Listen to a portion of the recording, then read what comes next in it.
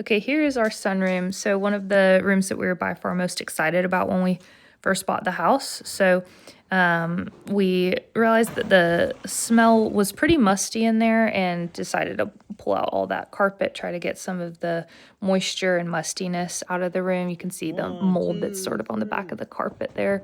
So definitely thought that that would help. However, the mold was all over the subflooring as well. So we realized that we needed to chop that up and get all of that out of there as well.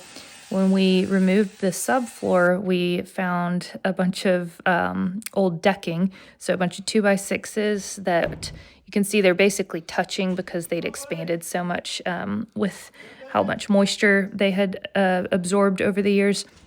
So finished getting the subfloor out of there and realized that we had basically a whole deck to take apart as well.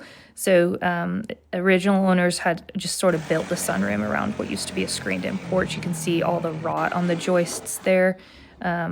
Really just had no vapor barrier or anything. This is just the, Georgia red clay right under it. So lots of moisture in there. Took it to the dump. Don built dump trailer. Shout out to him for letting us use that. Got all of the gross rotted wood out of there. And then here is what the floor looked like underneath the earth there. So ready to start it from scratch. We first got our vapor barrier down and got ready to secure the joists. And we used some of those cinder blocks. We also used redhead bolts to get that nice and secure to some of the brick, the side of the house there. So we ended up custom cutting all of these joists individually and we're able to get them nice and secure laid across the way here. And then, of course, the vapor barrier, trying to get that nice and positioned underneath so that we don't have the problem that we found from the original construction of the sunroom. So our Advantech got the new subflooring in here, kind of laying that piece by piece, securing it in with nails and liquid nails.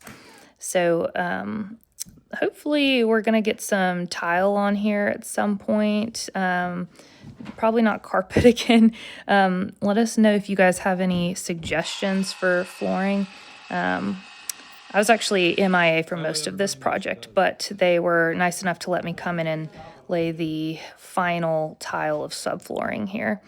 So here is what it looks like now.